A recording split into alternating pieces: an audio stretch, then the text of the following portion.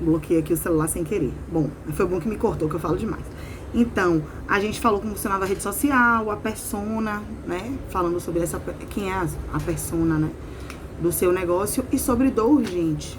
Então, a dor urgente, como ir direto no ponto, vender a mesma coisa que você já vende, só que a abordagem, tudo é sobre comunicação. Como você chegar lá na pessoa, como você tocar a pessoa. Então, não necessariamente vendo pizzas, mas despertar a paixão na pessoa a partir do seu post do Só Vendo Pizzas, para que você coloque uma mensagem que comunique tudo o que a pizza representa para aquela pessoa. Tem gente que vai passar batido, porque não gosta de pizza. Mas tem gente que tem uma lembrança afetiva da pizza, tem gente que ama simplesmente o sabor, tem gente que gosta desse tipo de entretenimento, comer pizza, seja em casa ou seja na rua. Então, o produto é o mesmo, é sobre como você falar para que você alcance a dor da pessoa. Então, isso que tem que nortear sempre a gente. Murilo Gun, que a maioria de vocês deve conhecer e que é um prodígio, ele inventou um iFood quando ainda não tinha celular, tinha pagers. E o pai dele, eu assisti o curso dele, Cri, e o pai dele fala muito sobre esse processo de criatividade, sempre tentou dar uma criação mais livre. E ele saiu do 2º grau, eu acho, pra montar esse negócio. E de lá pra cá, ele inclusive virou comediante no meio do caminho, ficou sendo comediante de sucesso há alguns anos. E ele hoje fala sobre nem empreendedorismo, é sobre tudo, criatividade. Foi muito pro lado infantil, porque ele tem filhas pequenas. Então ele falou uma coisa outro dia que é muito interessante, que é isso mesmo. Todo vendedor vai virar um terapeuta. Todo vendedor vai virar um terapeuta. Toda empresa vai virar um lugar de encontro, de entrega, porque é isso que as pessoas querem, tá? E é isso que até as multinacionais fazem, porque aí eu volto de novo para aquela propaganda do desodorante que eu não entendia. É liberdade, ela tá passando ali e alcança lá no fundo você. Talvez fosse só, compre o desodorante, como era antigamente. Isso não ia te alcançar. Né? A gente teve uma prova essa semana de desodorante do Big Brother, onde foi uma prova de... Por que aquela prova? Ah, não foi uma prova de resistência, foi uma prova de resistência. Os desafios eram grandes. E aí você comecem a ler o que vocês vão vendo de marketing por aí. Por quê? Desodorante colocou uma prova de ação, corrida e ao mesmo tempo resistência, no sentido de que estava difícil de achar ali os desodorantes. Porque o que você faz durante o dia todo? Você passa o desodorante e sai. Você resiste. Você resiste ao calor, você resiste à correria, ao movimento, ao trabalho. E no final do dia tem que estar com um cheirinho bom no sovaco, né? Então, a mensagem subliminar é essa. Eles não precisaram ficar falando refrescância sem limites, bom cheiro o dia inteiro, ficou subentendido. Mesmo que você conscientemente não tenha alcançado, no seu inconsciente ficou. Então não é só sobre, vou comprar esse Above porque passou, eu já sei até o nome, que eu nunca tinha ouvido falar, porque passou no Big Brother. É também a elaboração da prova, e você pode perceber que as provas todas têm uma ligação com o produto. A Coca-Cola trouxe o quê? Conceitos, otimismo, porque não é mais só sobre apresentar as qualidades do produto, são valores. É entender os valores da empresa, é entender o que a empresa vende. Ela não vende só um produto, ela vende liberdade, ela vende bem-estar. E aí entra a questão de Anitta e Lady Gaga, que eu trouxe pra vocês. Anitta e Lady Gaga, e trouxe para poder arrematar essa parte da exposição, da parte de entender como pode uma rede social dessa, ela ser um canal único, onde você coloca não só seu produto, como todas as suas verdades, como todas as facetas de sua verdade. Imagine se Lady Gaga, depois de virar atriz, depois de ter feito aquele filme, ela tivesse que criar um Instagram só pra atriz. Não faz sentido. As coisas que forem acontecendo na vida dela, ela vai compartilhar ali. Então ela é uma cantora, ela bota foto de show, ela bota foto do dia a dia, ela bota foto da doação. Eu, na verdade, eu não sei nem se ela posta muito. Eu sigo, mas como o Instagram não entrega tudo, eu não sei como é a rotina. Nem dela, nem de Anitta. Anitta eu não sigo. Mas, se ela fizer um curso de cerâmica, ela vai postar, e começar a fazer sentido pra ela fazer cerâmica, ela vai postar ali. Eu mandei uma mensagem pra Mabel ontem que eu achei aqui uma jarra que minha mãe pintou quando era mais nova, um curso de cerâmica que minha mãe fez. E eu lembro que na época ela pintava cinzeiro, pintava pratinho e super se empolgou e depois passou. Isso que cobram da gente de constância, de resultado, de atingir metas. Isso vai ganhar dinheiro como com isso? Esqueça. O terapêutico não é para ganhar dinheiro. Os ganhos são outros. E as pessoas cada vez mais vão querer acessar esses tipos de conteúdo, esses tipos de produto. Então, Neila, por exemplo, uma vivência que a mãe faça com o filho sobre preencher esse scrapbook é terapêutico. E ela tem que vender isso. Ela não vai vender só, olha, guarde as memórias de seu filho. Ela vai vender e esse momento. Você vai vender o momento. Isso é terapêutico. Tá? Então, Anitta, qual é a dor? Então, aí pra gente arrematar aqui, exposição, ok. Coloca tudo que vai surgindo na vida. Porque nós somos seres múltiplos, complexos, e quanto mais a gente agrega ao nosso repertório individual, mais a gente também está entregando o outro, principalmente nessa demanda de liberdade, da gente poder fazer o que a gente quer e da gente buscar e alcançar o bem-estar. Qual a dor urgente de Anitta? A dor urgente de Anitta é liberdade. A dor urgente é liberdade. E a dor urgente de Lady Gaga, com certeza, são as dores do mundo. Lady Gaga, ela fala das dores dela e ela acolhe o mundo. Ela é uma pessoa altamente engajada em campanhas. Ela tem uma fala direcionada a isso. Ela fala das dores físicas mesmo dela, porque ela tem fibromialgia. Ela expôs a situação de envolvimento com drogas, muito verdadeira. E aí, o documentário tem dela na Netflix, eu não sei se ainda tem, é fantástico, da vida pessoal dela, muito legal. É um ser humano aberto, exposto, uma ferida aberta, para as pessoas entenderem, somos isso. Ela é de pertencimento, né? E aí que eu quero chegar, a gente tá falando dor urgente do outro. Qual é a sua dor urgente? Porque o que você quer criar é o seu legado. É o que você quer deixar no mundo, a sua mensagem. E é muito natural que no meio do caminho isso possa não ser linear. Pode ser que você já de primeira aponte o dedo e diga, é isso. Mas pode ser que se transforme em outras coisas também, como temos aqui uma cantora que também é doula e que também é estudante de psicologia, que vai ser psicóloga em breve. E também pode não ser nada disso, e de repente virar outra coisa lá na frente. E tá tudo certo, porque talvez aquilo lá na frente que ela vai virar vai ser muito melhor e muito mais rico por conta disso. E aí, tanto Anitta como Lady Gaga não tem quem cancele. Léo Dias fez a maior fofoca aí esses dias. Não vai dar em nada. Porque a dor urgente do público dela é a dor urgente dela. É liberdade. Ela quer ser livre. Eu até achava que a Anitta era muito forçada em algumas coisas, mas hoje eu acho que não, porque ninguém sustenta um personagem de uma forma tão forte. Eu achava que às vezes ela pegava pesado em algumas situações, porque teve um vídeo dela com Pitty, em Altas Horas, que ela criticou as meninas que iam pra festa e que ficavam dando pra um e dando pra outro. Como é que a menina quer respeito? E depois ela foi se descobrindo e tal, e foi beijando homem, beijando mulher, botando a raba pra mexer, tudo certo na Bahia. E aí eu questionei ela, eu falei que absurdo. Aí, ó, tá usando o feminismo. E depois eu cheguei à conclusão que não, porque eu lembro também de um Big Brother que teve, onde eu discuti com uma amiga minha, conversei, a gente brigou, né, sobre uma mulher que tinha transado com um cara embaixo do edredom, e eu achei, isso foi uma novidade na época, tipo, não foi no primeiro Big Brother, que isso ficou muito claro. E aí eu achei um absurdo no primeiro dia e tal, e hoje eu acho nada a ver, eu acho que quer dar na primeira hora dele, entendeu? Não significa que eu faria, pode ser até que eu fizesse, mas assim, a minha cabeça não aceitava. E a minha evolução. Então a demanda de Anitta é liberdade. E a demanda do público dela também. Então ela não se adaptou a criar um público. Repare que o público dela mudou.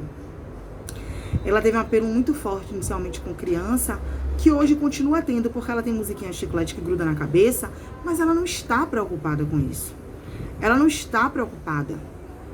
Quem for mãe que quiser tirar, tire. A demanda dela é liberdade, ela quer falar o que ela quiser, o que fizer sentido para ela naquele momento, o que foi verdade para ela. E ela, às vezes, quer sim causar. Às vezes ela quer causar mesmo.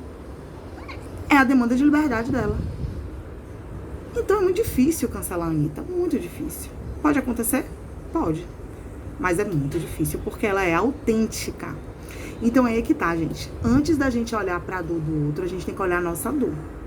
A dor do outro só vai conectar com o seu produto se o seu produto refletir a sua dor. Qual é a sua dor? A dor que você quer curar, a dor que você quer vender. Não, o ciranda. O ciranda é conexão. O ciranda é a necessidade de uma pessoa, que sou eu, se conectar com o outro.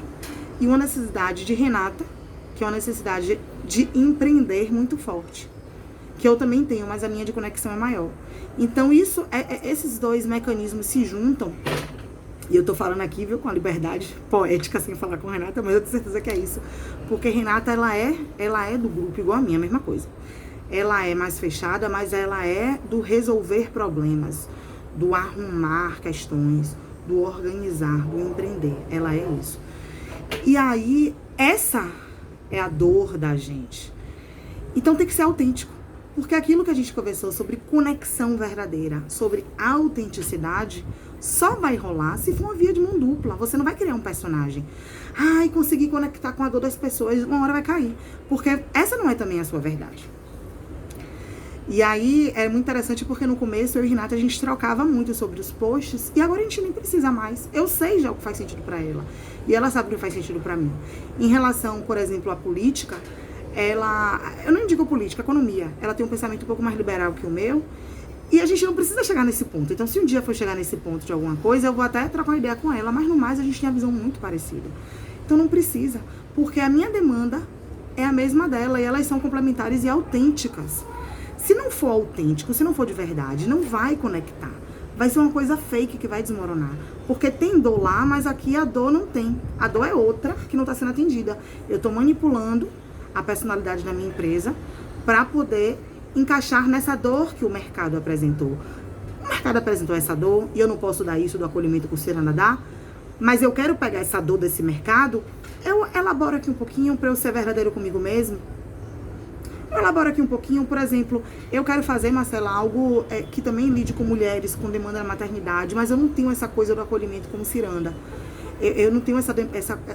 Não tem problema. Peraí que tem uma criança me chamando. Tem o quê? Tô falando aqui um vídeo. O quê?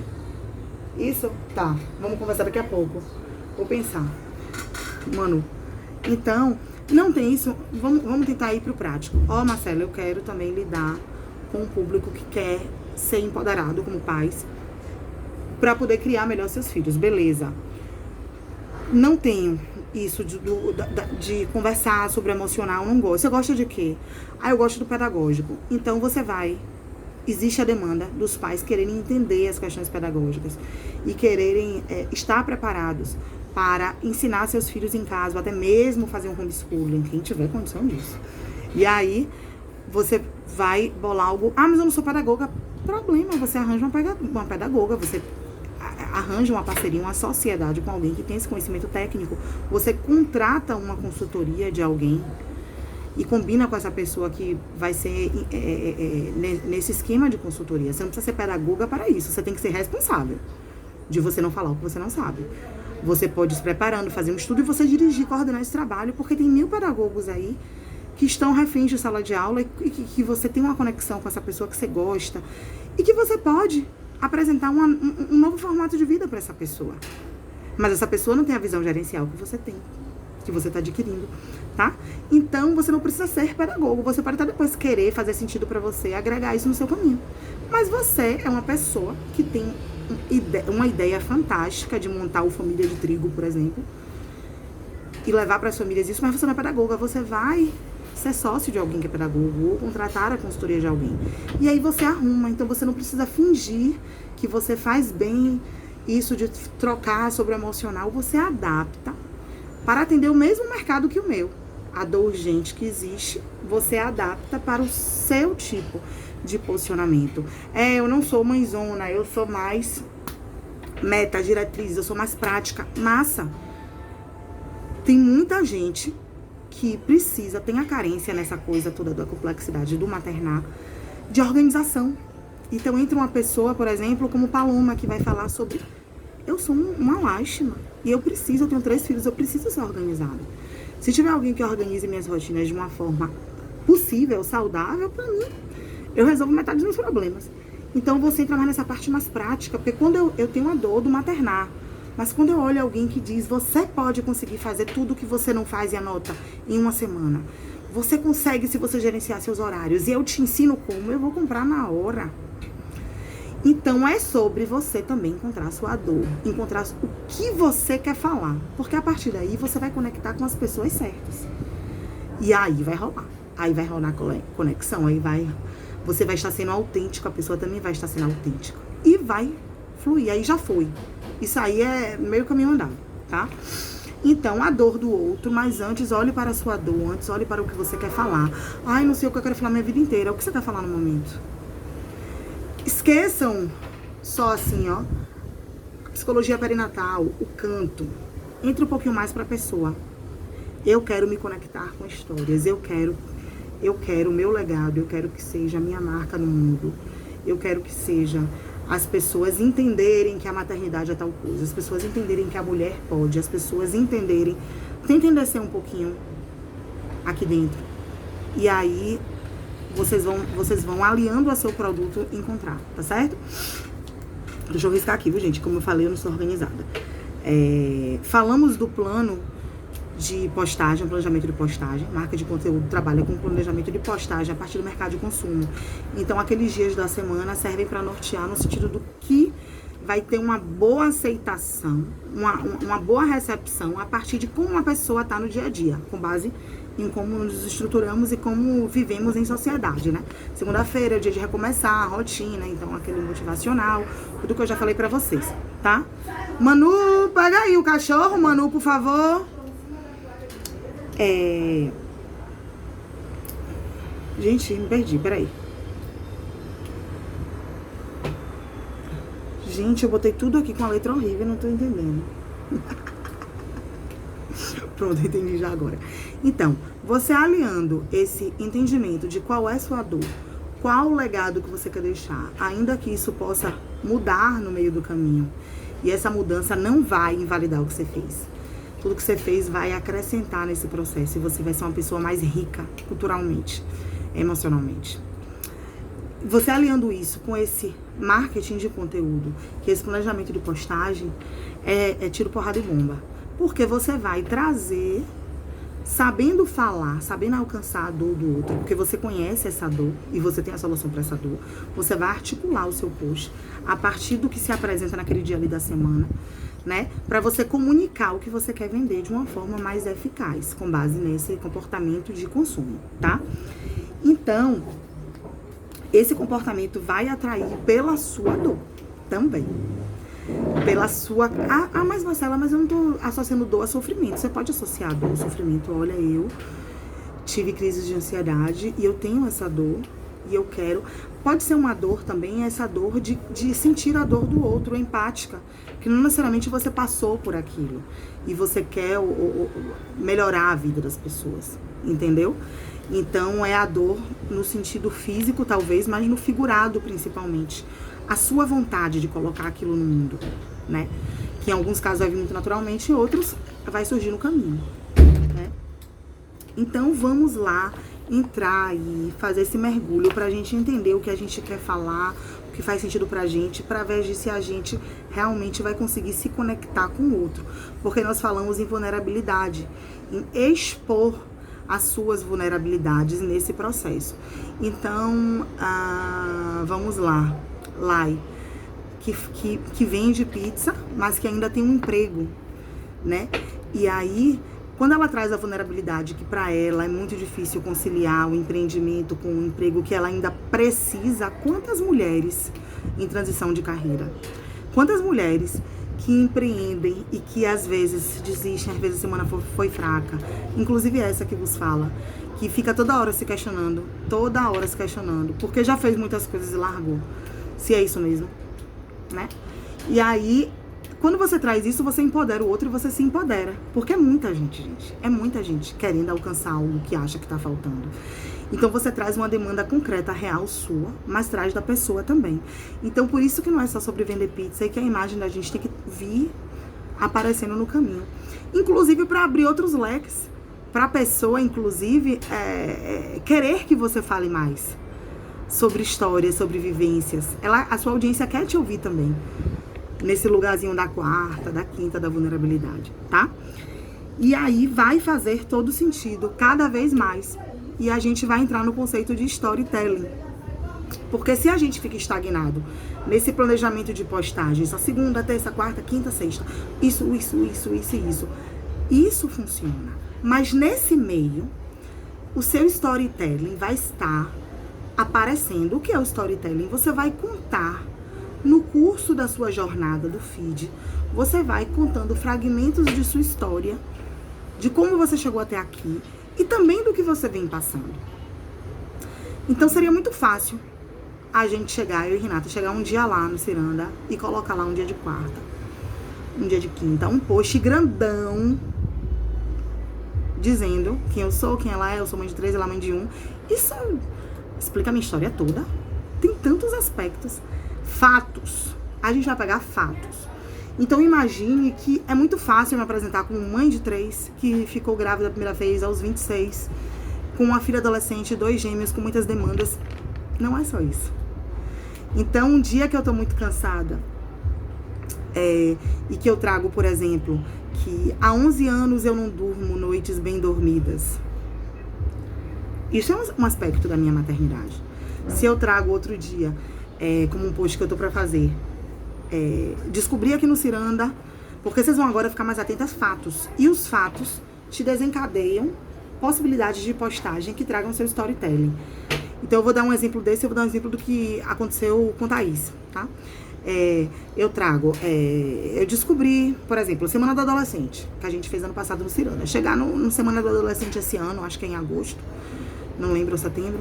Aí eu trago, gente, a Semana do Adolescente, acabou. Não, eu posso fazer o seguinte, eu fui mãe praticamente adolescente e eu não sabia. Eu fui mãe aos 26 anos e um dia uma amiga minha, Renata, que não é Renata do Ciranda, me falou, a gente foi mãe adolescente. Eu, ai, que louca. E aí depois, quando eu fui estruturar a Semana do Adolescente do Ciranda, eu percebi que para a OMS, a adolescência inicia aos 10 e termina aos 24. E aí eu me choquei, a primeira coisa que eu pensei foi nessa frase da minha amiga.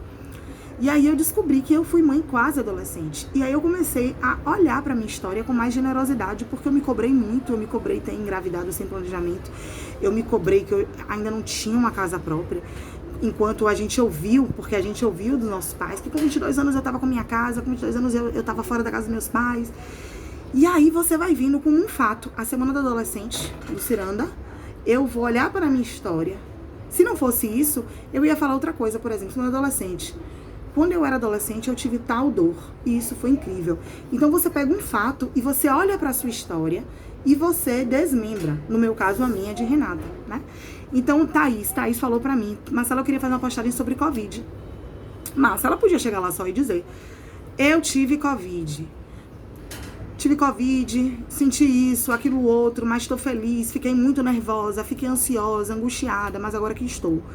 Por que não puxar o carrinho lá pra trás e dizer, sempre quis trabalhar na área de saúde. Fazer exames nunca foi um problema pra mim. Sabe por quê, gente? Eu fiquei 4 anos sem fazer exame com medo. E assim como eu, tenho 1 milhão aí que tem medo de fazer exame. Medo de quê? De agulha? Não. Eu tenho medo do resultado dar um problema e de meus filhos ficarem sem mãe. Sendo que o caminho muito mais fácil é eu saber que eu tenho um problema e me curar. Mas é irracional. Lida na parte do cérebro que é irracional. Então, eu já trago aí, ao invés de Covid, eu sou da área de saúde. Sempre quis ser da área de saúde. Olha eu puxando o carrinho pra trás. Sempre quis ser da área de saúde. Nunca tive medo de médico. Medo é uma palavra que conecta. Sempre quis ser da área de saúde, nunca tive medo de médico, sempre me cuidei. Mas quando eu tive Covid, aí eu volto o carrinho. Mas quando eu tive Covid, eu me abalei. Olha a vulnerabilidade que você traz. Você traz o seu storytelling nessa postagem. Thaís estava falando de um fato de hoje. Uma questão da vida pessoal que ela trouxe numa quarta-feira, numa quinta, eu acho, na quarta. Mas ela puxou o carrinho para trás. Ela trouxe um fato do passado para justificar um sentimento de vulnerabilidade dela de hoje. Então, o storytelling é isso. Então, Neila, por exemplo, eu sei que Neila trabalha na área de saúde. Então, por exemplo, Neila, em relação aos filmes. Hoje eu trabalho na área de saúde. Estava vendo uma foto minha pequena e lembrei, eu estava com uma foto de um personagem. Isso me fez lembrar de como eu sempre fiquei louca para ir ao cinema e sempre pedi a minha mãe para ver todos os filmes quando eles apareciam. Hoje eu trabalho na área de saúde, mas eu sempre tô com o olho ali nas resenhas, você entende? Então você vai falar de você, mas você vai sempre puxar esse carrinho para trás, para pegar um fato que você vai perceber no dia a dia de uma demanda social. Por exemplo, a FO fechou aqui, né? Então Marcela, eu estudava para concurso e eu tive um professor que disse o seguinte, eu colocava a foto do carro que eu queria na geladeira, porque eu queria passar no concurso. Quando eu passei, aquele carro já não fazia mais sentido para mim. E esse professor falava isso, né? E aí, no meu caso, por exemplo, a FO fechou. Aí eu poderia trazer, por exemplo, que é uma notícia fresca, aí já juntava um monte de coisa. A notícia que a FO na Bahia fechou essa semana, e eu lembro como eu tive do sonho de ter o primeiro carro, e eu não tive. Isso como um presente.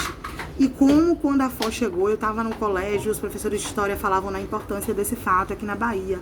E como hoje, essa demanda do carro, que eu tinha essa demanda do carro, e eu trabalhei para comprar meu primeiro carro. No meu caso não foi, meu pai me deu um carro usado, no que eu amava, com a descarga furada que fazia barulho. Mas enfim, imagine que não fosse.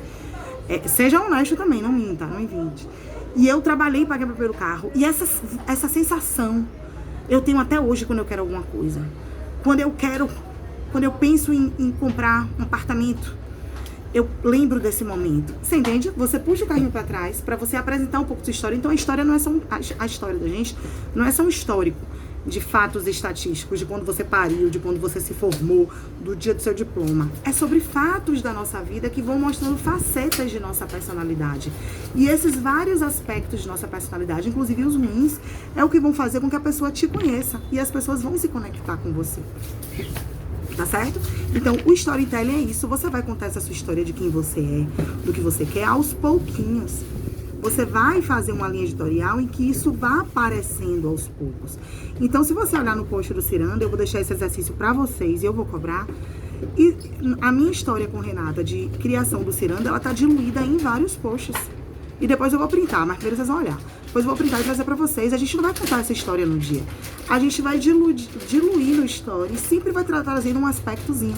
Vocês já sabem, pelo que a gente postou, que nós somos 2 colegas de trabalho, que nós nos encontrávamos e que a gente sempre quis empreender em alguma coisa. Que nada rolava, que o dia que a gente se encontrou foi muito casual. O que, mãe? Tesoura? Aqui. Então, isso vai vindo muito natural. E aí, a gente tá bolando uma sobre a maternidade em si, porque eu sempre quis ter filho e Renata não queria ter filho. Então, a gente vai bolar uma assim, falando das duas também. Pode ser uma minha, uma só dela depois, mas uma primeira vai ser assim. A gente falando, pra mostrar que a maternidade é possível pra qualquer pessoa, mesmo que ela não tenha tido o sonho de ser mãe. Aconteceu, ou simplesmente ela resolveu, teve o chamado. Então é isso, gente. O storytelling é isso. Não é só sobre postar de segunda a sexta. A gente tem que trazer a nossa história pessoal para o Instagram. Como vamos fazer isso? Um post gigante? Não. Isso vai ser diluído. E à medida que a pessoa vai ouvindo, ela vai conhecendo e gostando e entendendo cada vez mais. E esse storytelling vai sendo escrito. Um dia vai ser sobre sua infância, um dia vai ser sobre a sua gravidez, um dia vai ser sobre sua maternidade. Ah, mas como vai ser isso? É uma linha linear? Não. Eu posso do nada hoje chegar e voltar lá atrás para minha infância. Não tem problema, não precisa ter uma ordem cronológica. O importante é que você entenda que não é só sobre postar de segunda a sexta, é sobre produto. E que principalmente, trazendo Lady Gaga e Anitta, é sobre dor. E aí eu vou encerrar com Lumena. Tá? Será que esse Lumena, opa, Manuela, Lumena não. Lumena, ela milita ela inclusive falou esses dias que ela não foi militar, não adianta. Quem é militante, quem é ativista, eu sou uma militante da maternidade, eu sou uma ativista da maternidade, eu não sabia disso. O Ciranda me deu essa consciência. Mas eu sempre estive nos grupos de mães, porque eu também, né, eu tenho essa coisa do... Agora eu tô estudando marketing de arquétipos e eu tenho essa coisa do senso de comunidade muito forte. Então, assim, eu sempre fiz as coisas em grupo, sempre bolei os grupos, eu sempre fui a primeira mãe que recolheu os números do Zap, eu sempre era a mãe que bolava o presente pra professor, isso é muito da minha personalidade. Então, normal, tem gente que não é. Então, o seu arquétipo vai ser outro, tá? Então, Lumena, ela é militante.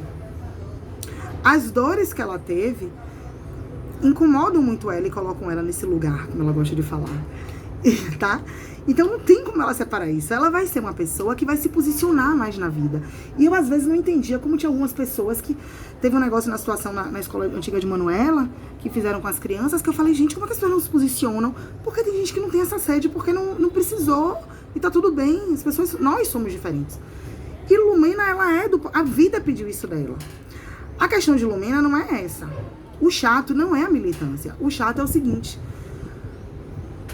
a título de lidar com uma dor social e de militar por conta disso, ela esquece que as outras pessoas também têm dores.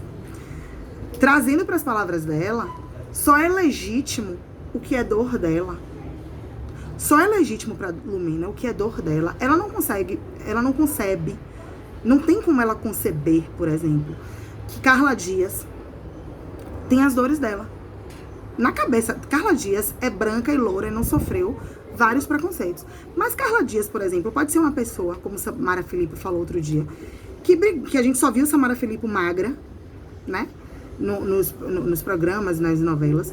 Mas Carla Dias pode ser uma pessoa, por exemplo, que teve demandas relacionadas a transtornos alimentares. Tão legítimo quanto a demanda do racismo. É uma luta interna dela com ela mesma e com a sociedade também, porque temos padrões de beleza aí. Então, a gente tem que ter cuidado, porque aí que tá um problema, essa conexão que eu trouxe pra vocês hoje. Você tem que estar atento à dor do outro e militar em prol disso, quando isso é sua dor. Mas você tem que pensar que outras pessoas têm outras dores. Como é que eu trago isso em relação ao Ciranda? No Ciranda eu tenho 14% de paz. Era 10% e a gente começou, eu e Renata, quando a gente não tinha entendido essa coisa do persona. E por isso que eu não vou lá e apago tudo. A gente não tinha entendido que tá tudo bem ser só mulher, ser 100% de mulher, porque é a nossa persona. E aí a gente bolou um quadro chamado... Oi, mãe. Isso aqui é pouco no meu quarto? Não, no meu quarto, porque bate a porta, porque seu quarto não bate a porta, no meu, que bate muito a porta, só que eu não sei instalar. Aí seu pai vai instalar, mas sabe? Assim, tá, Ô, minha filha, se estragar, eu vou me chatear. Tem cola aqui embaixo, dá pra tirar. Não, seu pai que vai botar, viu? Porque se estragar, esse imã perde aí a cola e vai estragar, viu? Então, desculpa, gente. Então, esqueci, esse adesivo se perder, entendeu? Não presta mais. Aí foi R$22. Exato. Então, voltando. Tava onde? Lumena. Pronto. Então, beleza. Tenho minha dor e vou falar para quem tem minha dor. Massa. A partir do momento que vem uma outra pessoa que não é da minha dor e que o meu discurso de manutenção na minha pauta, ele é agressivo, ou eu vejo um problema só porque ela não está no meu fenótipo, como ela fala, eu estou sendo desrespeitosa. Então, Ciranda, pronto, lembrei. Eu não posso... Ontem eu coloquei, relaxe, mãe. Mas eu não gosto de ficar fazendo isso sempre, 100%. Porque é como se eu tivesse excluído um pouco os pais. Porque eu tenho vários pais que adoram o conteúdo do Ciranda e sempre tocam com a gente. Roberto, do Be a Gentleman.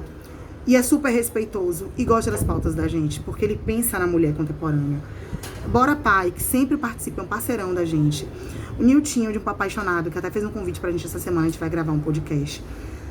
Muito pai, Marco, um amigo meu, e que leva pra paternidade. Então eles entendem que ali tem conteúdo. Beleza, isso aqui é uma ciranda de mães, mas tem muita coisa minha aqui que me diz respeito. E se eu vou lá e digo, olha, esse patriarcado... Outro dia eu tava tendo matriarcado. Coloco, vivemos num cenário matriarcal. Quem não gostar e achar que eu tô errada, se pique, porque é matriarcal sim.